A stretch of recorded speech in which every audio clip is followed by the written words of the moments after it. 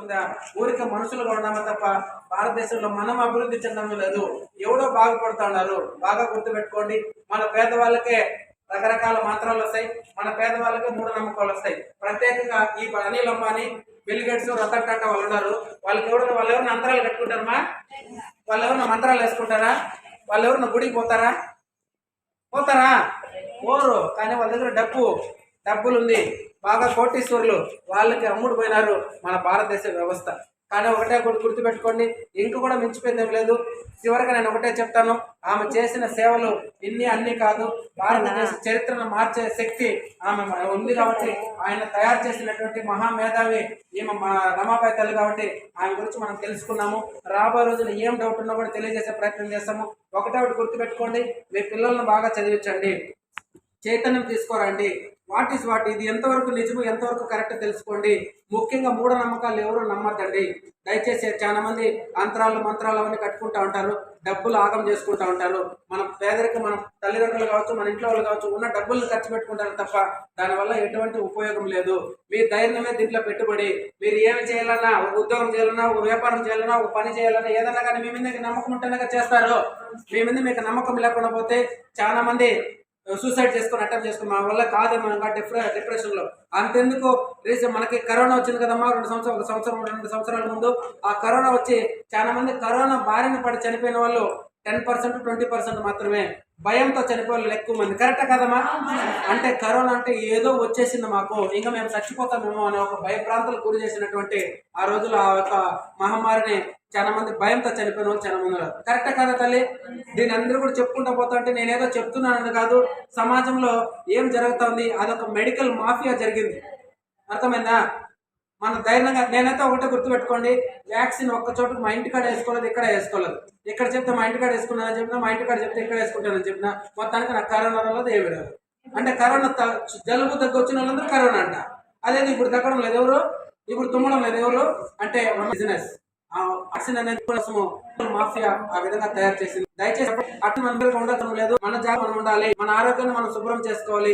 ఆరోగ్యాన్ని టయానికి 3 పూటల టయానికి మనం అనుకున్న టయానికి, అది ఎక్కువ తినడం తక్కువ సెకండరీ, కానీ అనుకున్న టయానికి తినండి, ఆరోగ్యం జాగ్రత్తలు చూసుకోండి. మీ ఆరోగ్యం బాగుంటే ఆర్థిక సంపద ఆటోమేటిక్గా ఏమైనా ఎన్నో కోట్లు ఉంటాయి. కొంతమందికి బీపీలు షుగర్లు వచ్చేసి టయానికి తినకుండా ఇబ్బంది పడుతూ ఉంటారు.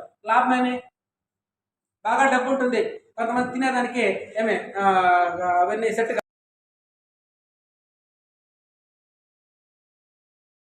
వాళ్ళ అమ్మ నాయన వాళ్ళు తాగేవాళ్ళు కావచ్చు, రకరకాల ఇంటికాడ ఇబ్బందులు కావచ్చు, వాళ్ళకి డబ్బులు లేని కారణంగా చదివించలేదు కదా. ఆ డబ్బులు చదివేదానికి ఈ సంఘం అనేది ఏర్పాటు చేయడం జరుగుతుంది. ఈ కులం పేరు లేదు, మతం పేరు లేదు, ఎక్కడ పేరు లేదు. ఎవరైనా కావచ్చు పేదవాళ్ళు, ఏ కులంలోనే కావచ్చు, పేదవాళ్ళు కావచ్చు. వీళ్ళని ఎక్కడి నుంచి డబ్బులు తెప్పిస్తాను అంటే ఎన్ఆర్ఐ నుంచి ఒక 2-3 మనకి ఎన్ఆర్ఐ వాళ్ళకి సపోర్ట్, అంటే అమెరికాలో ఉంటారనమాట, ఇక్కడ మన ఇండియాలో పుట్టి వాళ్ళ ద్వారా సపోర్ట్ తీసుకుంటాను. డబ్బులు కానీ ఇంకోటి కానీ ఎవరి దగ్గర చేతి నుంచి తీసుకోం. సపోజ్ ఇప్పుడు కాలేజీలో ఫీజు కట్టాలి, స్కూల్లో ఫీజు కట్టాలి, నిజంగా జెన్యూన్ ప్రాబ్లం ఉంది, వాళ్ళని సంప్రదిస్తాము. వాళ్ళకి కాలేజ్ వాళ్ళతో మాట్లాడి తగ్గిస్తారు. వీళ్ళంతకు మిగతా అమౌంట్ వాళ్ళు పే చేస్తారు. వీళ్ళు చదువు యొక్క డ్రీమ్స్, ఈ గోల్స్ వాళ్ళకి తెలియచేయాలి. రాబోయే రోజులు వీళ్ళు చేసే ప్రయత్నం కూడా వాళ్ళకి తెలియచేయాలి. అటువంటి ప్రయత్నం మేము చేస్తూ ఉంటాం. నేను ఎక్కువగా కులాంతర వివాహాలు చేస్తూ ఉంటాను.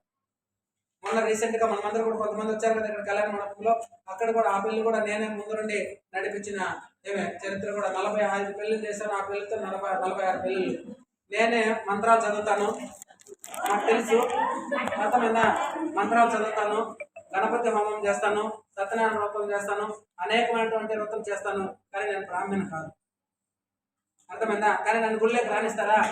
భారతదేశంలో మొట్టమొదటిగా రిజర్వేషన్ వీళ్ళకి ఇచ్చారని, అట్టడుగులో ఉన్నటువంటి ఎస్సీ ఎస్టీ బీసీలకు ఇచ్చారని చెప్తాను తప్ప, భారతదేశంలో మొట్టమొదటి రిజర్వేషన్ పొందింది ఏమంటే బ్రాహ్మణ్స్. బాగా గుర్తుపెట్టుకోండి. గుడి కట్టేది ఎవరుమా? ఎలక్ట్రిసిటీ పని చేసేది ఎవరుమా? పెయింట్ పని చేసేది ఎవరుమా? వడ్రంగి పని చేసేది ఎవరు? పొయ్యి పని ఆచారం. అంతా అయిపోయిన తర్వాత సంప్రోక్షణ చేసి గుడిలో రాయి పెడతారు.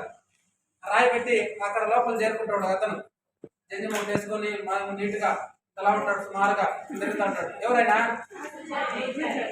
నాకు వచ్చి నన్ను ఎందుకు పంపారు, నీకు వచ్చి నిన్ను ఎందుకు పంపారు? అది ఫస్ట్ రిజర్వేషన్ ఎవరు? ఇప్పుడు ఎవరు చెప్పండి? ఒకసారి గుర్తుపెట్టుకోండి, అది ప్రశ్నించాలా. నాకు మంత్రాలు వచ్చి నన్ను రాణిస్తానా? రాలేదు. నేను స్పష్టంగా చెప్తా, ఏదైనా కానీ నేను క్లియర్గా మాట్లాడతా. బాగా వాడు చెప్పే మంత్రాల్లో నానార్థాలు ఉంటాయి, బాగా గుర్తుపెట్టుకోండి. సర్వలోకం దైవాధీనం, దైవం మంత్రాధీనం, మంత్రం బ్రాహ్మణాధీనం, బ్రాహ్మణేది మమధేనవా. దాని అర్థం అని చెప్పండి. సర్వలోకం దేవుడి చేతిలో ఉంటుంది, దేవుడు మంత్రం చేతిలో ఉంటుంది, మంత్రం ఒక బ్రాహ్మణుడు మాత్రమే చదువుతుంది, బ్రాహ్మణుడు అందరికీ దేవుడు. తెలుసా మీకు ఆ విషయం? కానీ మనకు తెలియదు. మంత్రాలు చదువుకుంటూ డోలు కొడతారు, కండం వాళ్ళు కొట్టేసి డూప్ అంతా చదివేది వాడు చదువుతాడు కాబట్టి దాని మంత్రాలు కట్టేసి అంటాం. నిజం చరిత్ర తెలుసుకోండి. ఇది ఎక్కడన్నా ఉందా? ఎక్కడన్నా ఉందామా? సర్వలోకం దేవుడి చేతిలో ఉంది, దేవుడు మంత్రం చేతిలో ఉన్నాడు, మంత్రం ఒక బ్రాహ్మణుడు మాత్రమే చదువుతాడు, బ్రాహ్మణుడు అందరికీ దేవుడు. చూసారు ఎక్కడన్నా మంత్రం? సర్వలోకం దైవాధీనం, దైవం మంత్రాధీనం, మంత్రం బ్రాహ్మణాధీనం, బ్రాహ్మణుడు మమధీనం అంటారు లేదా? అంటానా? విన్నారా లేదా? నేను కాదు చెప్తాడు ఇది. నేను ఆ బుక్స్ చదివాను కాబట్టి, నేను చరిత్ర తెలుసుకున్నాను కాబట్టి నిజాన్ని తెలియజేసుకోండి, బాగా గుర్తుపెట్టుకోండి. అన్ని కూడా వచ్చు, అన్ని చేస్తాను, కానీ మనకి ఇవ్వరు. నిజం తెలుసుకున్నారంటే మీరే జ్ఞానవంతులు అవుతారు. దయచేసి నేను చెప్పడం ఏమంటే, ఇప్పుడేదో మీరు చేసే పని డిస్టర్బ్ చేసినాను కాదు, కొంతమంది జ్ఞానవంతుని ఈ 60 మందిలో ఒక 10 మంది చైతన్యమై వాళ్ళ పిల్లలు కొంచెం మంచి జ్ఞానం వైపు నడిపిస్తే బాగుంటుందని ప్రత్యేకంగా కోరుకుంటూ మీ అందరికీ కూడా ప్రత్యేకంగా ధన్యవాదాలు.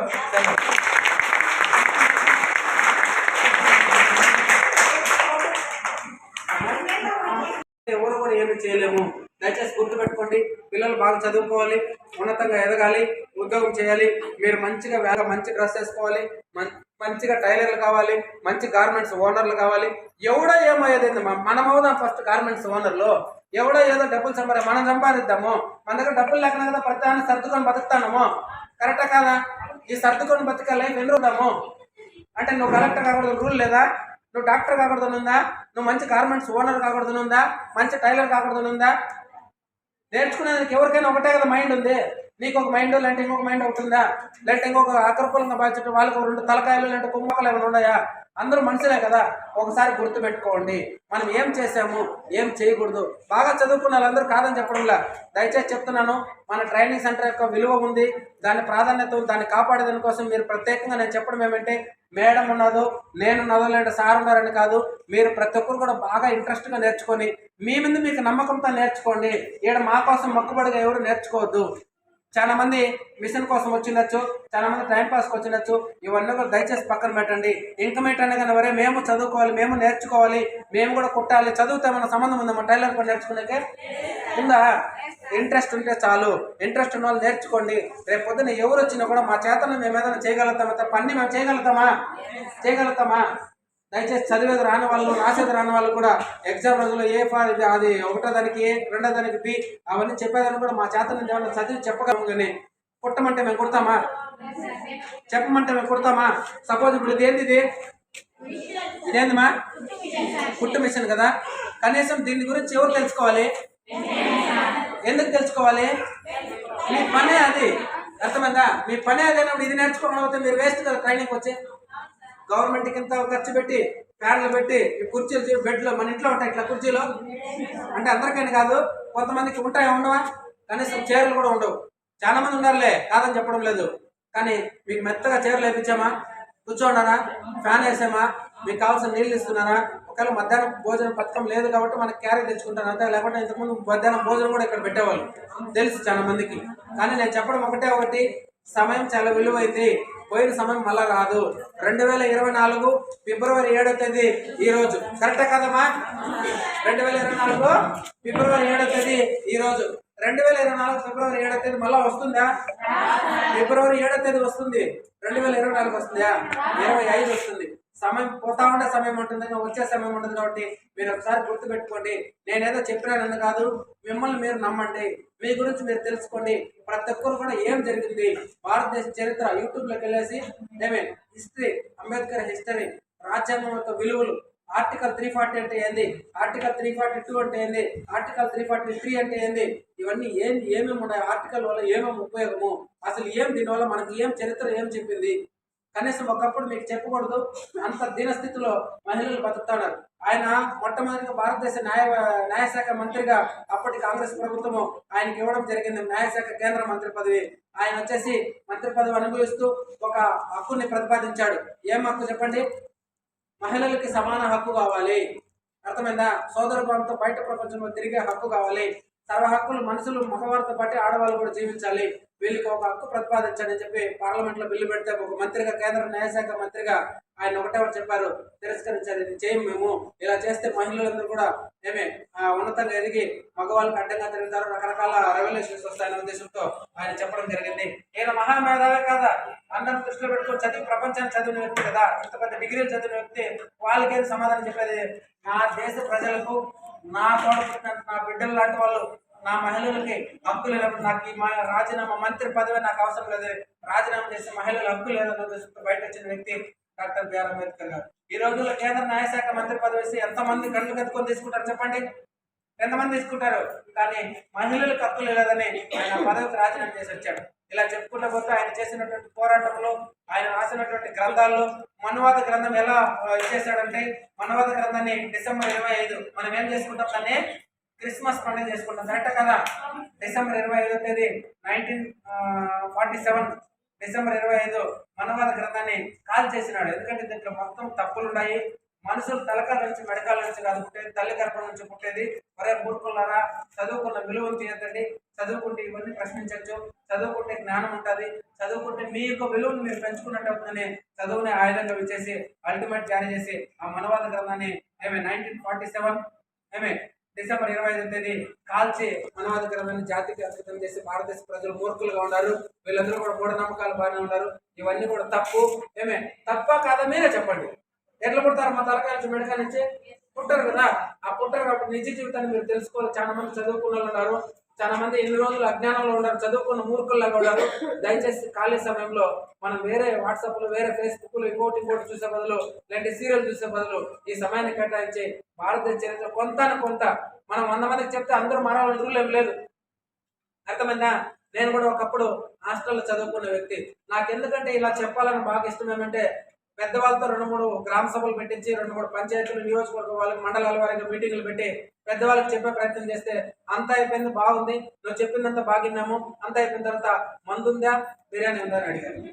అంటే మనం ఇచ్చేటోళ్ళమా కాదు. కాబట్టి ఇది కరెక్ట్ కాదని డిసైడ్ చేసుకొని, నేను హాస్టల్లో చదివాను కాబట్టి ఒక 70 మంది 80 మంది కలిసి హాస్టల్ సేవా సంఘం ఒకటి ఉచితంగా ఏర్పాటు చేసి, దానికి రాష్ట్ర ప్రెసిడెంట్గా నేను చేసుకుంటూ ఖాళీ సమయాల్లో హాస్టల్లో కానీ, గురుకుల పాఠశాలలో కానీ, ముఖ్యంగా బాల్య వివాహాలు, ఈ మూఢనమ్మకాలు బారిన పడి బాల్య వివాహాలు 18 గంటల లోపల చేస్తుంటారు అమ్మాయిలకు పెళ్ళిళ్ళు. ఆ చేయడం వల్ల అవి వాళ్ళకి రక్తస్రావం ఎక్కువైపోయి బిడ్డలు పుట్టే దగ్గర కావచ్చు, వాళ్ళకి పెరిగే దగ్గర కావచ్చు, ఐరన్ లోపం వల్ల వాళ్ళు చనిపోతుంటారు. కనీసం డెలివరీలు కాక వాళ్ళు ఇబ్బంది పడుతున్నారు. కాబట్టి వీటిపైన అవగాహన కల్పిస్తూ ఉంటాను, మూఢనమ్మకాలపైన అవగాహన కల్పిస్తూ ఉంటాను. ఆ సంఘాన్ని ఏర్పాటు చేసుకొని వాళ్ళందరూ కూడా నా యొక్క టాలెంట్ గుర్తించి రాష్ట్రానికి మొత్తానికి ఒక అధ్యక్షుడిగా నన్ను హాస్టల్ సేవా సంఘానికి పెట్టడం జరిగింది. దాంట్లో చాలా మంది పోలీసులు ఉన్నారు, చాలా మంది లాయర్లు ఉన్నారు, మా సీనియర్లు, జూనియర్లు ఉన్నారు, అదేవిధంగా చాలా మంది ఎంప్లాయీస్ ఉన్నారు, సచివాలయం ఎంప్లాయీస్ ఉన్నారు, అనేక రకమైనటువంటి వాళ్ళు లేడీస్ ఉన్నారు, అందరూ ఉన్నారు. వీళ్ళందరినీ దృష్టిలో